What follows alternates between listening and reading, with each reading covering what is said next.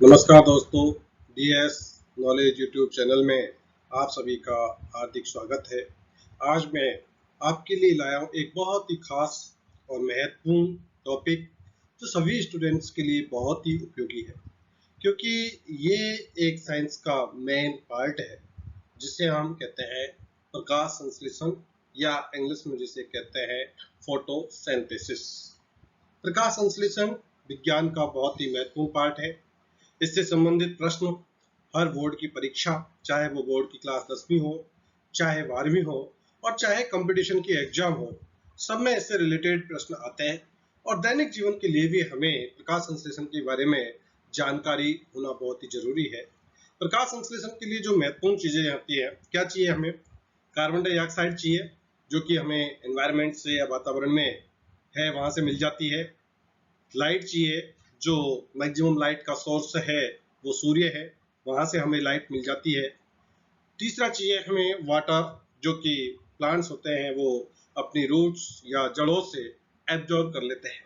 इसके अलावा प्लांट्स की जो लीव्स होती है, जिनके अंदर फोटोसिंथेसिस क्रिया के लिए क्लोरोप्लास्ट या क्लोरोफिल पाया जाता है, वहां पर ये पूरे प्रकाश संश्लेषण की क्रिया होती है।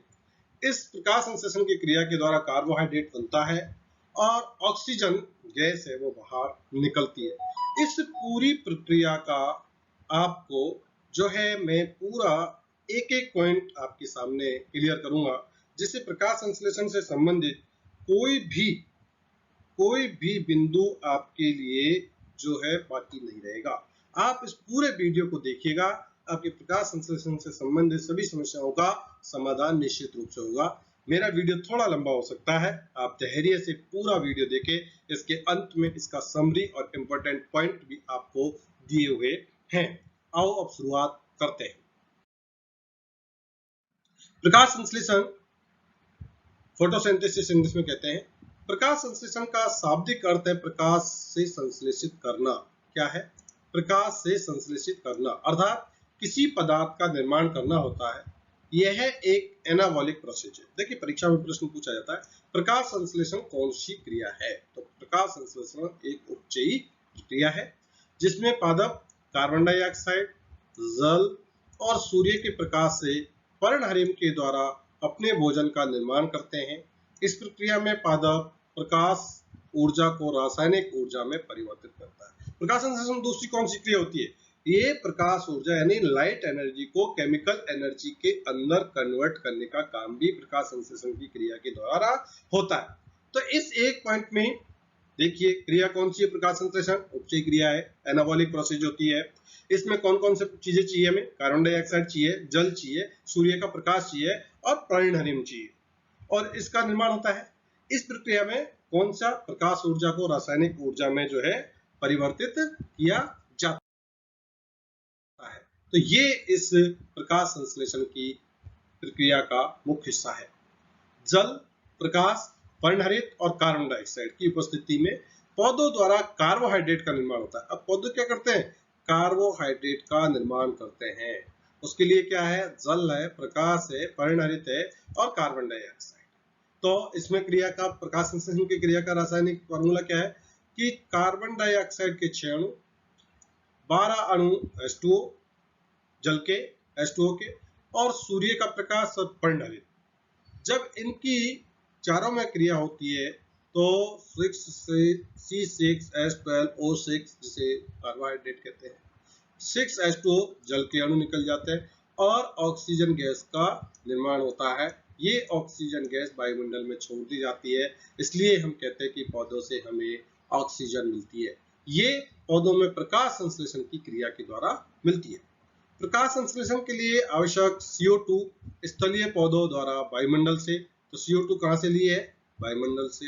और जल लिए पौधों द्वारा जल से लिया जाता है। अब जलीय पौधे जो एकदम जल के अंदर रहते हैं, वो CO2 कहां से लेते हैं? वो CO2 भी जल के अंदर होती है, उससे ले लेते हैं। प्रकाश संश्लेषण के आवश्यक जल पौधों की जड़ों के द्वारा अवशोषित किया जाता है, जो परासरण विधि के द्वारा पत्तियों तक पहुंचता है। एक प्रश्न बनता है कि कौन सी विधि के द्वारा जल जड़ों द्वारा पत्तियों तक पहुंचता है? उस विधि का नाम है परासरण विधि, या जिसे कहते हैं ऑस्मोसिस प्रोसेस।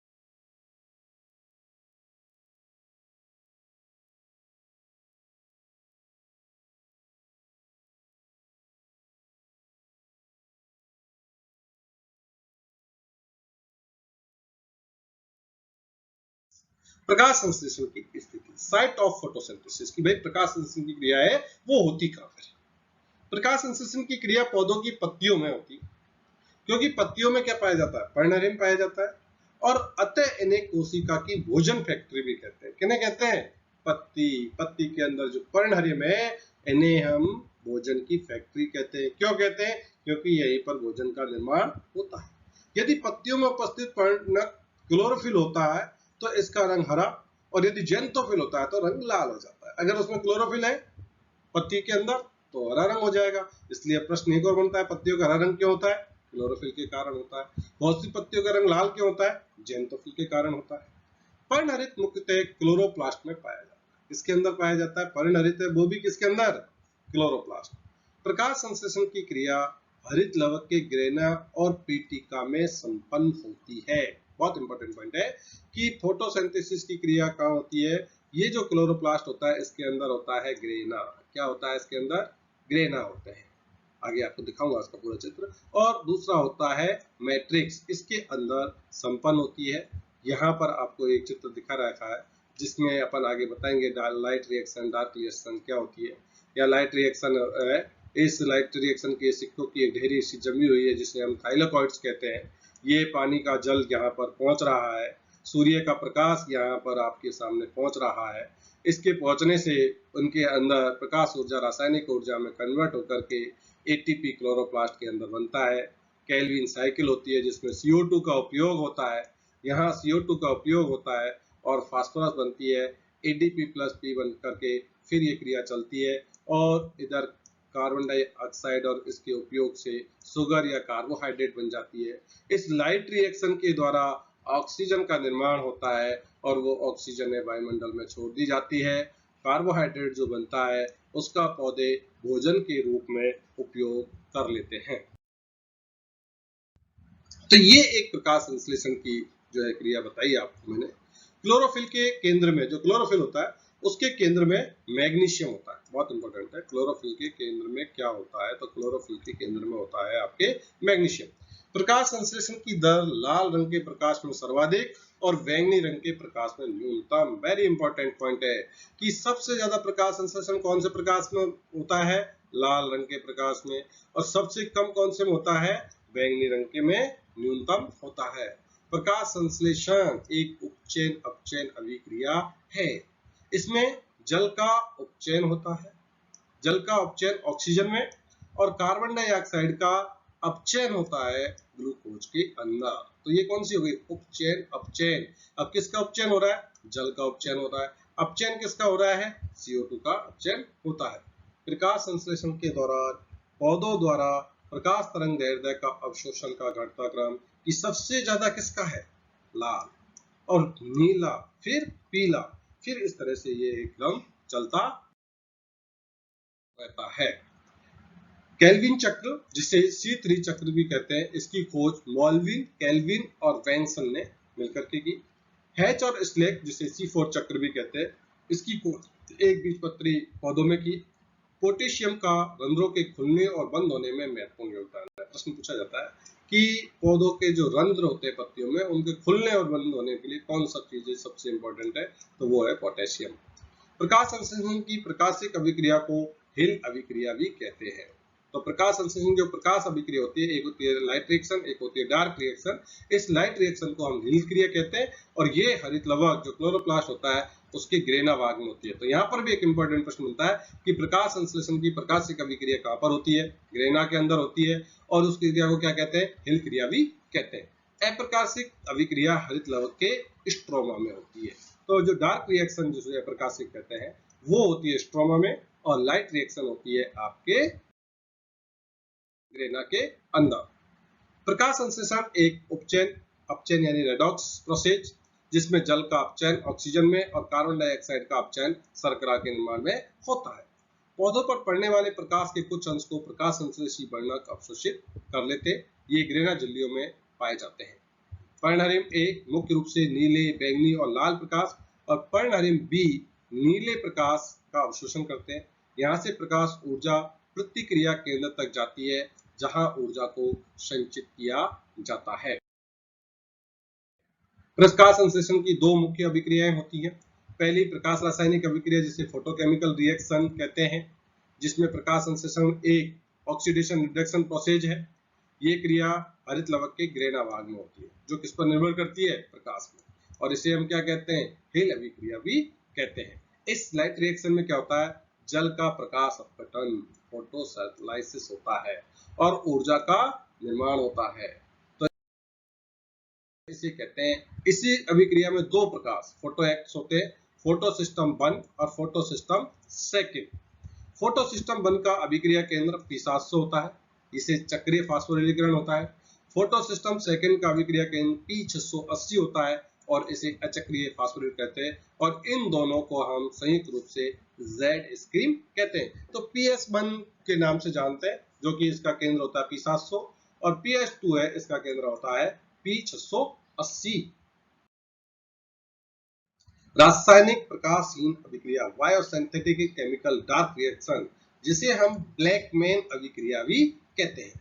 इस अभिक्रिया में प्रकाश की उपस्थिति की आवश्यकता नहीं होती। कौन सी अभिक्रिया में, ब्लैकमैन की अभिक्रिया में। यह अभिक्रिया हरित लवक के स्ट्रोमा भाग में होती है। तो ब्लैकमैन अभिक्रिया कहाँ होती है साहब, स्ट्रोमा भाग के अंदर होती है। इस अभिक्रिया में वातावरण से ली गई कार्बन डाइऑक्साइड का अपचयन करके उसे शर्करा में परिवर्तित होता है। तो कार्बन डाइऑक्साइड जो लेते हैं वो शर्करा के अंदर परिवर्तित हो जाती है। ये दो प्रकार की होती है, एक केल्विन वेन्सन चक्र जिसे C3 कहते हैं, और दूसरा हैच स्लैक चक्र जिसे C4 साइकिल के नाम से जाना जाता है। तो ये पूरी बताई मैंने आपको शॉर्ट में प्रकाश संश्लेषण की पूरी प्रोसेसिंग और मेन भाग कौन से उसके अंदर होते हैं।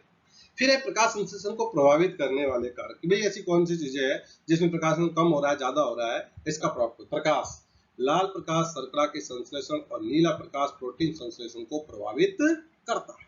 दूसरा, लाल प्रकाश में कार्बोहाइड्रेट का संचय होना, सफेद प्रकाश में प्रोटीन संश्लेषण होना, जो हरे और पीले प्रकाश में नहीं होता। तापमान, अधिकतर C3 पादपों में प्रकाश संश्लेषण क्रिया 10 से 30 डिग्री सेल्सियस तक तेजी से बढ़ती है, परंतु जैसे ही इसका प्रतिशत होता है, टेम्परेचर बढ़ता है, इसकी क्रिया घट जाती है। और C4 पादप है, उसमें 30 से 45 डिग्री तक है, वो प्रकाश संश्लेषण क्रिया संपन्न अच्छे से मैक्सिमम होती है। ऑक्सीजन, प्रकाश संश्लेषण बहुत कम ऑक्सीजन की आवश्यकता होती है, बहुत अधिक ऑक्सीजन की मात्रा में प्रकाश संश्लेषण कम होने लगता है। इस प्रक्रिया को वार-वर्क प्रभाव कहते हैं। देखिए कितनी इंपॉर्टेंट बात है कि प्रकाश संश्लेषण में थोड़ी बहुत ऑक्सीजन चाहिए, परंतु अगर ऑक्सीजन की प्रचुर मात्रा होगी तो प्रकाश संश्लेषण की मात्रा धीरे हो जाएगी, जिसको हम क्रिया को वार-वर्क प्रभाव कहते हैं। प्रकाश संश्लेषण के बारे में कुछ 2-3 महत्वपूर्ण तथ्य है कि प्रकाश संश्लेषण का अंतिम उत्पाद क्या होता है, ग्लूकोज। क्या होता है प्रकाश संश्लेषण का अंतिम उत्पाद, ग्लूकोज, जो शीघ्र ही मंड में यानी स्टार्च में बदल जाता है। और कृत्रिम प्रकाश में भी प्रकाश संश्लेषण होता है। इस बात को ध्यान रखिएगा, बहुत से बच्चों को, स्टूडेंट्स को पता नहीं होता कि आर्टिफिशियल लाइट्स होती है, उसमें भी प्रकाश संश्लेषण की क्रिया होती है।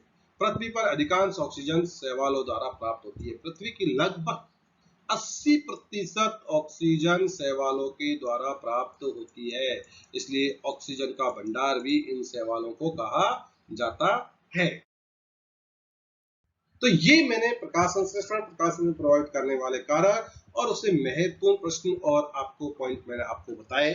उम्मीद करता हूं आपको बहुत ही पसंद आया होगा। इसी के साथ आज का एक जिंदा रहने का जरूरी नियम, जो कि एक बहुत ही महत्वपूर्ण फेमस बुक से आपके लिए लिया गया है, कि अगर हम एक खुशहाल और संतुष्ट जिंदगी चाहते हैं तो जब भी हम किसी की मदद कर सकते हैं तो हमें जरूर करनी चाहिए। यानी हम मदद करने लायक ही है, या हमारी काबिलियत, हमारी हैसियत, हमारी ताकत, हमारे पास इतना पैसा है या सहयोग है कि हम दूसरे की मदद कर सकते हैं, तो हमें मदद जरूर करनी चाहिए। क्योंकि जब हम कर सकते हैं, यानी हम मदद करने लायक है, और फिर भी मदद नहीं करते, हम किसी की हेल्प नहीं करते, तो अंदर एक गिलानी और पछतावे की जिंदगी जीते, और हमेशा एक मन में कसक और एक पछतावा रहता है कि काश मैंने उसकी हेल्प की होती। अगर हम हेल्प करने लायक नहीं है तब तो हम करेंगे कहां से, पर अगर आप सक्षम हो तो आप हेल्प जरूर किए। शिव खेड़ा की बुक और सफल बने से ये कोटेशन लिया है, मुझे बहुत ही पसंद आया। उम्मीद करता हूं अगर आप सक्षम हैं, आज की इस विपरीत परिस्थिति कोविड-19 की महामारी प्रकोप में आप लोगों की मदद जरूर करें। घर पर रहें, सुरक्षित रहें। जय हिंद, जय भारत।